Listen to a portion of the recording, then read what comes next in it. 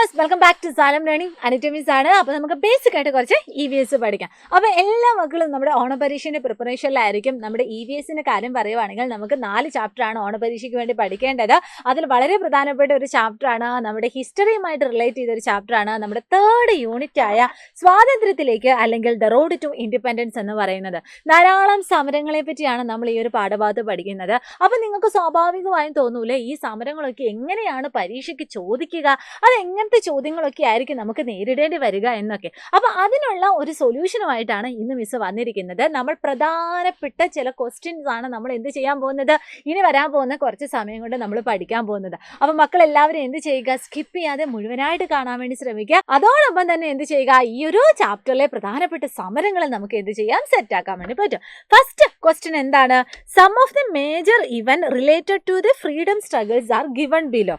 സ്വാതന്ത്ര്യ സമരവുമായി ബന്ധപ്പെട്ട ചില പ്രധാന സംഭവങ്ങൾ ചുവടെ ചേർക്കുന്നു. അപ്പൊ എന്തൊക്കെയാണ് സ്വാതന്ത്ര്യ സമരവുമായി ബന്ധപ്പെട്ട ചില പ്രധാനപ്പെട്ട സംഭവങ്ങൾ എന്ന് നമുക്ക് നോക്കാം അല്ലെ. ഫസ്റ്റ് എന്താണ്, ക്വിറ്റ് ഇന്ത്യ സമരം, അതായത് ക്വിറ്റ് ഇന്ത്യ മൂവ്മെന്റ്. പിന്നെ ഉപ്പ് സത്യാഗ്രഹം, സാൾട്ട് സത്യാഗ്രഹ, അഹമ്മദാബാദ് തുണിമിൽ സമരം, Ahmedabad textile mill strike and Jallianwala വാലാബാഗ് സംഭവം, അതുപോലെ തന്നെ ചമ്പാരൻ സത്യാഗ്രഹം അല്ലെങ്കിൽ ചമ്പാരൻ സമരം. അപ്പൊ ഇത്രയും കാര്യങ്ങൾ ഒരു ഓർഡറും ഇല്ലാതെ ഇങ്ങനെ വൺ ബൈ ആയിട്ട് താഴെ കൊടുത്തിരിക്കുകയാണ്. എന്നിട്ട് നമ്മുടെ ചോദ്യം എന്താണ്, സംഭവങ്ങളെ ക്രമത്തിൽ എഴുതാനാണ് നമ്മളോട് പറഞ്ഞിരിക്കുന്നത്.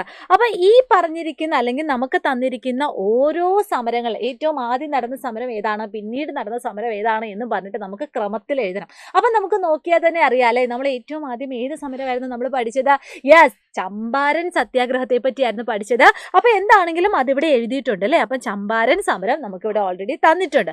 ഇനി അടുത്തത് ഏതായിരിക്കും, ഓപ്ഷൻസ് നോക്കിയാൽ അറിയാം. ഒന്ന് ക്വിറ്റ് ഇന്ത്യ സമരമുണ്ട്, ഉപ്പ് സത്യാഗ്രഹം, അഹമ്മദാബാദ് തുണിമിൽ സമരമുണ്ട്, ജാലിയൻ വാലാബാഗ്, ചമ്പാരൻ സമരം. ചമ്പാരൻ സമരം കഴിഞ്ഞതിന് ശേഷം പിന്നീട് നമ്മുടെ അഹമ്മദാബാദ് തുണിമില്ലിന്റെ ഇടയിൽ അവർക്കിടയിൽ ഒരു സമരം നടന്നായിരുന്നു അല്ലെ, വേതന വർധനവിന് വേണ്ടി, സാലറി ഇൻക്രിമെന്റിന് വേണ്ടി. ആ ഒരു സമരമാണ് പിന്നീട് നടന്നത്. അതുകൊണ്ട് തന്നെ നമുക്ക് രണ്ടാമത്തെ കോളത്തിൽ എന്ത് എഴുതാൻ വേണ്ടി പറ്റും, യെസ് നമ്മുടെ അഹമ്മദാബാദ് തുണിമിൽ സമരം നമുക്ക് എഴുതാൻ വേണ്ടി പറ്റും. ഓക്കെ, മിസ് ഇവിടെ നമ്പർ ഇടുന്നതേ ഉള്ളൂ. മക്കൾ എന്ത് ചെയ്യുക, താഴെ എഴുതാൻ വേണ്ടി പഠിക്കുക കേട്ടോ. ഇനി അത് കഴിഞ്ഞു. അപ്പം നമ്മൾ എന്ത് ചെയ്തു, ഫില്ല് ചെയ്തു. അപ്പം ഒന്നാമത്തത് നമ്മുടെ ചമ്പാരൻ സമരമാണ്, രണ്ടാമത്തത് അഹമ്മദാബാദ് തുണിമിൽ സമരമാണ്. ഇനി മൂന്നാമത്തത് ഏതായിരിക്കും, ബാക്കി ഏതൊക്കെയുണ്ട്, ജാലിയൻ വാലാബാഗ് ഉണ്ട്, അതുപോലെ തന്നെ എന്താണ് ക്വിറ്റ് ഇന്ത്യ സമരമുണ്ട്, അതുപോലെ തന്നെ ഉപ്പ് സത്യാഗ്രഹം ഉണ്ട്. ഏതാണ് നമ്മൾ മൂന്നാമത്തെ കോളത്തിൽ എഴുതേണ്ടത്, യെസ് വേറെ ഒന്നുമല്ല നമ്മുടെ ജാലിയൻ വാലാബാഗ് സമരമാണ്. ഓക്കെ, ജാലിയൻ വാലാബാഗ് കൂട്ടക്കൊല. ഇനി പിന്നീട് നടന്ന സമരം ഏതാണ്, ഇനി നമുക്ക് 2 ഓപ്ഷനേ ഉള്ളൂ.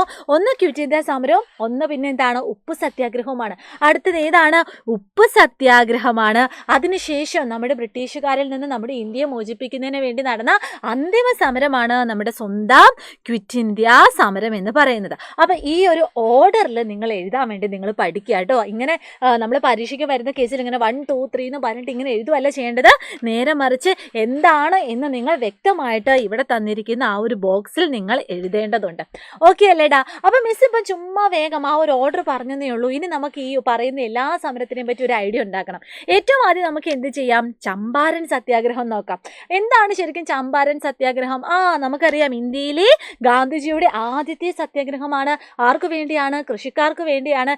എന്തായിരുന്നു അവിടെ സംഭവം, ചമ്പാരൻ എന്ന് പറയുന്ന സ്ഥലത്ത് നീലം കൃഷി ചെയ്യാൻ വേണ്ടി കൃഷിക്കാരോട് പറയുകയും ആ കൃഷി ചെയ്ത് കിട്ടുന്ന ആ ഒരു വിളവ് ആ ബ്രിട്ടീഷുകാർ പറയുന്ന അല്ലെങ്കിൽ തോട്ടം ഉടമകൾ പറയുന്ന വിലയ്ക്ക് കൊടുക്കാനും പറഞ്ഞല്ലേ.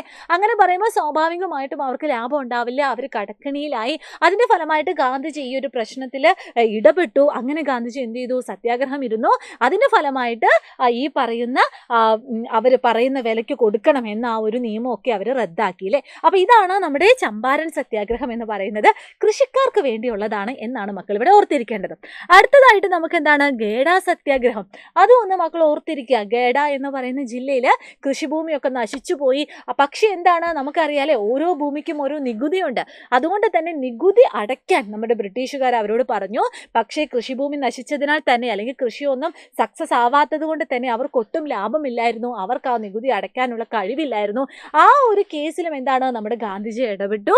ഗാന്ധിജി ഇടപെട്ടതിന്റെ ഫലമായിട്ട് ഇങ്ങനെ പൈസ കൊടുക്കാൻ കഴിയുന്ന ആ ഒരു കർഷകരിൽ നിന്ന് മാത്രം നികുതി ഈടാക്കുന്നുള്ളൂ എന്ന ഒരു നിയമം വന്നു. അതാണ് നമ്മുടെ ഗഡ സത്യാഗ്രഹം. കർഷകരുടെ മേൽ അടിച്ചേൽപ്പിച്ച നികുതി ഇളവ് ചെയ്യുന്നതായിരുന്നു അതിൻ്റെ ആ ഒരു പ്രധാനപ്പെട്ട കാര്യം. ഇനി അടുത്തതാണ് അഹമ്മദാബാദ് തുണിമിൽ സമരം. മിസ് പറഞ്ഞതുപോലെ തന്നെ വേതന വർധനവിന് വേണ്ടി നടത്തിയതായിരുന്നു.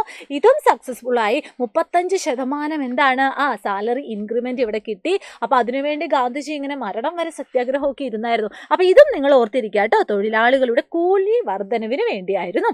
ഇനി അടുത്തതാണ് നിസ്സഹരണ സമരം. നിസ്സഹരണ സമരം കൊണ്ടുവന്നത് നമ്മുടെ ജാലിയൻ വാലാബാഗ് കൂട്ടക്കൊലയ്ക്ക് ശേഷമാണ്. അതായത് നമുക്കറിയാം അല്ലേ, നമ്മൾ കുറച്ച് നമ്മുടെ ബ്രിട്ടീഷുകാർ കൊണ്ടുവന്ന എല്ലാത്തിനോടും എന്താണ് ഒട്ടും സഹകരിക്കുന്നില്ല. ഗാന്ധി നമ്മൾ കുറച്ചും കൂടി പ്രചരിപ്പിച്ചു, മദ്യം നമ്മൾ വർജിച്ചു, അതുപോലെ തന്നെ എന്താണ് നമ്മുടെ ഹിന്ദി ഭാഷ കുറച്ചും കൂടി ഒന്ന് പ്രൊപ്പഗേറ്റ് ചെയ്തു. അതുപോലെ തന്നെ എന്താണ് പിന്നെ നമ്മൾ എന്താണ് ഫോറിൻ ക്ലോത്ത്സ്, അതായത് വിദേശ വസ്ത്രമൊക്കെ നമ്മൾ ബഹിഷ്കരിച്ചു. അതൊക്കെയായിരുന്നു നമ്മുടെ നിസ്സഹരണ സമരത്തിൽ നമ്മൾ മെയിനായിട്ട് കൊണ്ടുവന്ന കാര്യങ്ങൾ. ഇനി അടുത്തത് ഏതാണ്? സാൾട്ട് സത്യാഗ്രഹം, അതായത് ഉപ്പ് സത്യാഗ്രഹം. അപ്പൊ നമുക്ക് എല്ലാവർക്കും അറിയാലോ ഉപ്പ് സത്യാഗ്രഹം എന്താണ് എന്ന്.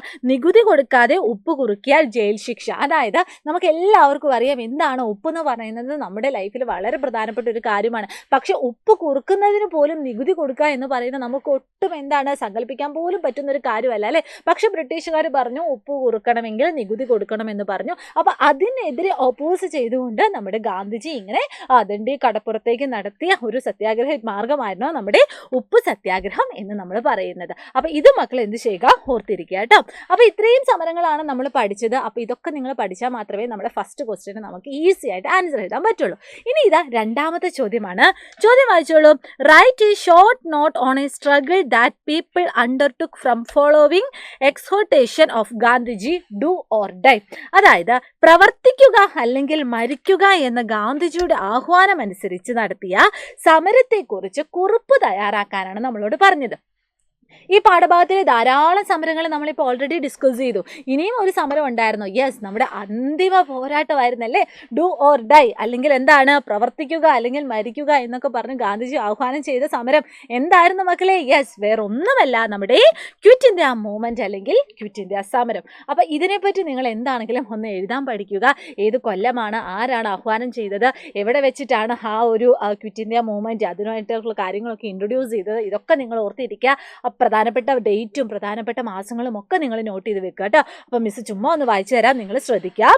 ഇന്ത്യയുടെ സ്വാതന്ത്ര്യത്തിന് വേണ്ടിയുള്ള അന്തിമ സമരത്തിന് ആഹ്വാനം ചെയ്തുകൊണ്ടുള്ള സമരമായിരുന്നു ക്വിറ്റ് ഇന്ത്യ മൂവ്മെന്റ് എന്ന് പറയുന്നത്. ബ്രിട്ടീഷുകാരിൽ നിന്നും ഇന്ത്യയെ മോചിപ്പിക്കുക എന്നതായിരുന്നു അതിന്റെ ലക്ഷ്യം. അപ്പൊ ലക്ഷ്യം എന്താണെന്ന് പഠിച്ചു വെക്കുക കേട്ടോ. ക്വിറ്റ് ഇന്ത്യ എന്ന് പറഞ്ഞാൽ അതിന്റെ മീനിങ് എന്താണ്? ഇന്ത്യ വിടുക. അതായിരുന്നു ഒരു ക്വിറ്റ് ഇന്ത്യ മൂവ്മെന്റിൽ നമ്മൾ ഉയർത്തി വെച്ച മുദ്രാവാക്യം എന്ന് പറയുന്നത്. ഈ ഒരു മുദ്രാവാക്യം സമരത്തിന് വലിയ ആവേശം നൽകി. പ്രവർത്തിക്കുക അല്ലെങ്കിൽ മരിക്കുക എന്നായിരുന്നു നമ്മുടെ ഗാന്ധിജി ഒരു സമരത്തിൽ ഉടനീളം ജനങ്ങളെ ആഹ്വാനം ചെയ്തത്. പിന്നീട് ഏതായിരുന്നു ഇയർ?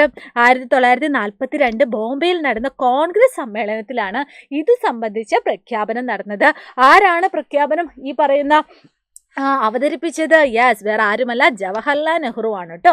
പിന്നെ ഈ ഒരു ക്വിറ്റ് ഇന്ത്യ സമരത്തിന്റെ ഓർമ്മയ്ക്കായിട്ട് നമ്മൾ എല്ലാ വർഷവും ഏത് ദിവസമാണ് നമ്മൾ ആചരിക്കുന്നത്? ഓഗസ്റ്റ് 9 നമ്മൾ ക്വിറ്റ് ഇന്ത്യ ദിനമായിട്ട് നമ്മൾ ആചരിക്കുന്നത്.